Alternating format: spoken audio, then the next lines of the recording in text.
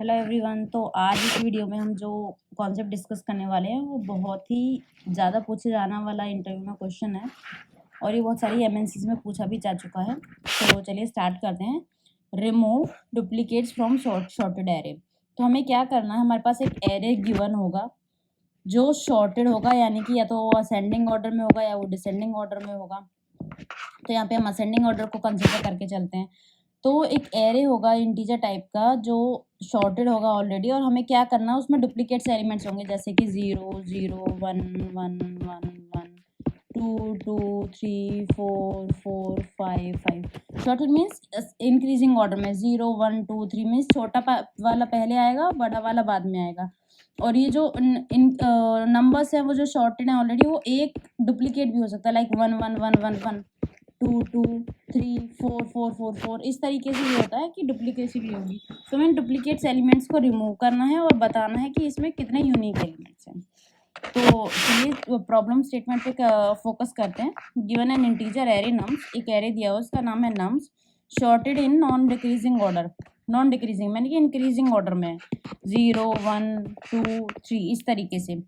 Remove the duplicates को remove करना है कि 3 है इनको 1 करना है, 2 है इनको 2 करना है, और उन्हें इन प्लेस उन्हें मूव भी करना है such that each unique element appear once, कि एक ही बार अपीयर हो उसके। लाइक एक ही बार है, 3 का 1 हो गया, इन दोनों का 2 हो गया, इसका 3 हो गया। तो ये हमें रिटर्न करना है अपना रिटर्न के after placing the final result. अब जब हम एक बार इन्हें फाइनल रिजल्ट में प्लेस कर दें लाइक दिस, तो ये कितने नंबर ऑफ एलिमेंट है, k इक्वल टू 4, यानी कि हमें k रिटर्न करना है after placing the final result. Result के बाद जो पहले जो k स्लॉट्स होंगे नम के, वही हमारा ओरिजिनल इनपुट होगा। तो चलिए स्टार्ट करते हैं।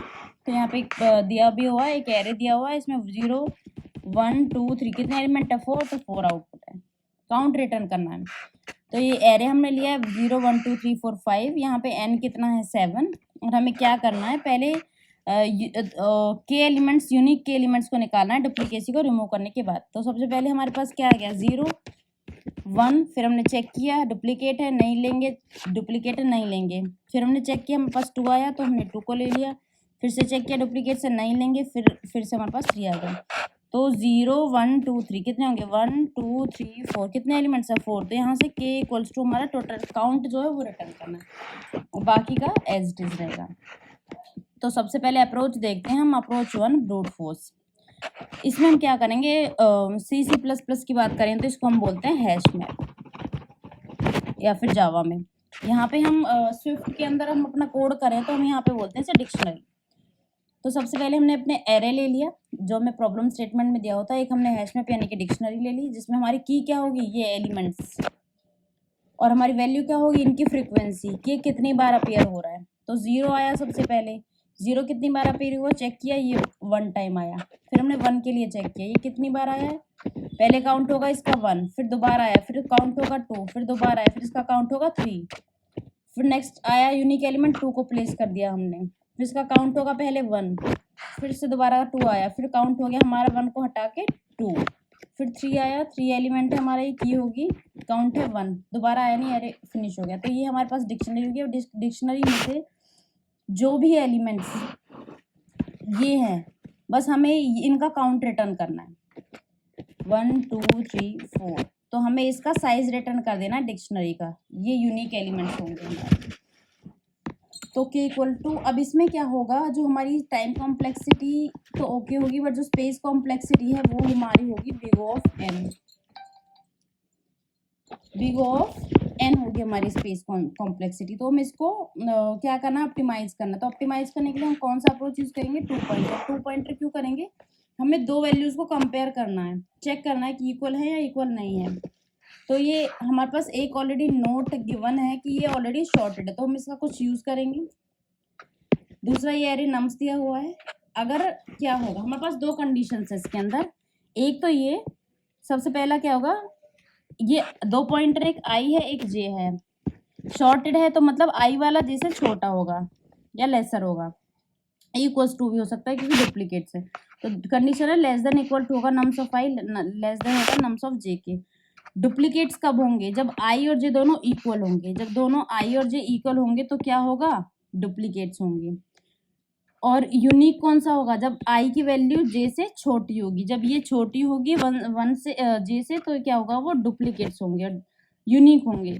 तो हमें वही फाइंड आउट करना है। अगर लेस देन है वैल्यू, तो जब हमारे पास क्या आ गया, यूनिक एलिमेंट आई, तो हमें क्या करना होगा, आई को भी इंक्रीज करना है, जे को भी इंक्रीज करना है।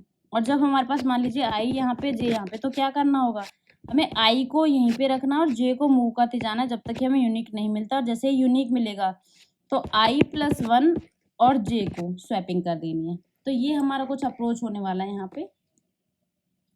तो जैसे देखिए, नम्स ऑफ आई छोटा था जे से, तो आई को प्लस वन कर दिया, जे को प्लस वन कर दिया। अब हम क्या चेक करेंगे, आई और जे लेस देन तो नहीं है, तो इस कंडीशन में तो नहीं जाएगा ये, इस केस में। तो ये कहाँ जाएगा, ये इक्वल होगा। तो इक्वल के केस में क्या करेंगे हम, आई तो वहीं रहेगा, क्योंकि हमें क्या है, स्वैपिंग करनी है यूनिक एलिमेंट्स की, डुप्लीकेट को रिमूव करना है। तो जब इक्वल्स टू होगा आई जे के, दोनों इक्वल है, तो उसमें जे को बढ़ाते जाना है। कब तक, जब तक कुछ अलग एलिमेंट नहीं मिल जाता। जैसे ही हम पहुंचेंगे यहाँ पे, जे आ गया यहाँ पे, फिर इंक्रीज कर दिया, जे आ गया यहाँ पे। अब आई यहाँ पे, जे यहाँ पे, इन दोनों को क्या कर देंगे, स्वैप।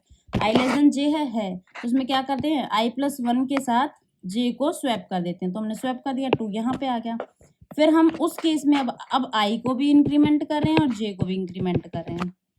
तो यहाँ पे आई आ गया यहाँ पे और जे आ गया यहाँ पे।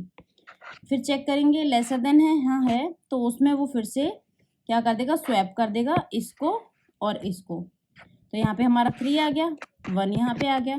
तो अब आगे भी ऐसे चेक करते जाएंगे, फिर आई इंक्रीज होगा, जे होगा, तो स्वैपिंग चलती रहेगी। और अब जब यूनिक एलिमेंट्स फर्स्ट के वैल्यूज को, इन वैल्यूज को हम क्या करेंगे, रिटर्न आई प्लस वन को यहाँ पे, क्योंकि एरे का एंड हो चुका है जे पे, तो यहाँ पे स्टॉप हो जाएगा, क्योंकि लेस देन जे का लूप कहाँ तक चलना था, डॉट एरे के काउंट तक चलना था।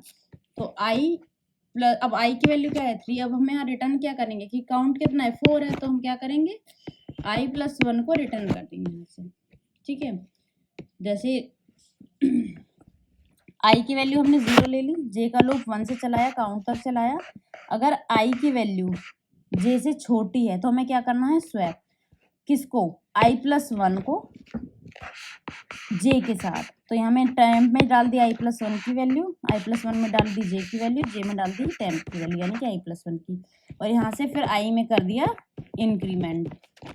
उसके बाद ये लूप चलता रहेगा जब तक एरे फिनिश नहीं होगा। जैसे ही हमारा जे आ जाता है यहाँ पे, तो हमारा लूप खत्म हो जाएगा, लूप के बाहर आएंगे, और जहाँ पे भी आई होगा उसका प्लस वन हम रिटर्न कर देंगे। तो ये था हमारा removal of duplicates from shorted array. तो हम बात करते हैं टाइम और स्पेस कॉम्प्लेक्सिटी की। तो टाइम कॉम्प्लेक्सिटी क्या है, ये n number of time loop चल रहा है, तो टाइम क्या हो जाएगा, big of n statements n bar execute हो रहा है। अब स्पेस में क्या है, हमने कोई एक्स्ट्रा, तो सिर्फ एक छोटा सा वेरिएबल लिया है आई, और कोई एरे हमने लिया नहीं, यानी एक्स्ट्रा स्पेसिंग कोई हमने यूज नहीं की है। तो यहाँ पे क्या हो जाएगा, बिग ऑफ 1। तो ये था हमारा रिमूवल ऑफ। इसका कोड स्टार्ट करते हैं। तो देखिए, मैंने ऑलरेडी कोड टाइप किया हुआ है। एक फंक्शन बनाया, रिमूव डुप्लीकेट्स। इसमें एक नंबर इंटीजर एरे ले लिया। इन आउट इसलिए लिया है ताकि क्योंकि हमें इस एरे को इन प्लेस चेंज करना है। तो जब हमें, क्योंकि अगर हम इन आउट नहीं लेंगे तो बाय डिफ़ॉल्ट जो पैरामीटर्स होते हैं फंक्शन के स्विफ्ट के अंदर, वो कांस्टेंट होते हैं, उन्हें हम चेंज नहीं कर सकते। तो इन आउट का मतलब होता है, हमने रेफरेंस टाइप लिया है, उसका हम चेंज कर सकते हैं आउटसाइड द फंक्शन और इनसाइड द फंक्शन। तो यहाँ से हमने ये एरे पास किया इसके अंदर रेफरेंस टाइप का, और यहाँ पे इसको हम चेंज कर सकते हैं। ये हमने वेरिएबल टाइप का बना लिया है। यहाँ पे एक 2 पॉइंटर लेंगे, एक आई 0 ले लिया और जे की वैल्यू ले ली 1 से। दोनों को हमें कंपेयर करना है। अगर आई की वैल्यू जे की वैल्यू से लेसर होगी तो उस केस में क्या करेंगे, हम करेंगे इनकी स्वैपिंग टेम्परेरी में आई प्लस वन की। क्योंकि अगर देखिए 0 है और जे पे 1 है, तो उस केस में तो हमें आई को तो 0 पे ही रखना है, हमें आई प्लस वन के साथ स्वैपिंग करनी है। तो जैसे ही लेसर देन है जे से, तो हम उस क्या क्या करेंगे, आई को इंक्रीमेंट कर देंगे, आई प्लस वन को टेम्प में डाल देंगे, आई प्लस वन में नम्स ऑफ जे की वैल्यू डाल देंगे। तो इस स्वैपिंग का केस उस टाइम अप्लीकेबल होगा, और आई की वैल्यू को इंक्रीमेंट कर देंगे। और जैसे जैसे ही हम लास्ट काउंट पे पहुंचेंगे, जब हमारा जे क्या था, 3 पे पहुंच चुका था, तब हमारे पास कोई एलिमेंट नहीं बचा था चेक कराने के लिए। तो उस केस में फिर हम क्या आ जाएंगे, लूप से बाहर आ जाएंगे, ब्रेक कर जाएगा। और ये रिटर्न कर देगा जहाँ लास्ट हमारा आई का पॉइंटर था 3 इंडेक्स ऑफ 3 के पास, तो वहाँ से रिटर्न करा देंगे इसको। तो चेक कर लेते हैं एक बार, ऑलरेडी टेस्ट भी किया हुआ है मैंने। तो काउंट आएगा 3 + 1 4। अब इसमें मैं और इंक्रीमेंट करके देखती हूँ, 4 4 6 9 9 9 10। देखिए 0 1 2 3 4 0 1 2 3 4 6 9 10। ये कितने हो गए? 8 एलिमेंट्स, 8। तो क्या काउंट रिटर्न किया इसने? 8। 10 10। अभी भी इसे क्या रिटर्न करना चाहिए? 8। 8 तो बिल्कुल परफेक्टली वर्क कर रहा है। तो ये था हमारा शॉर्टेड एरे के अंदर से डुप्लीकेट्स को रिमूव करने का way. Thanks for watching this video.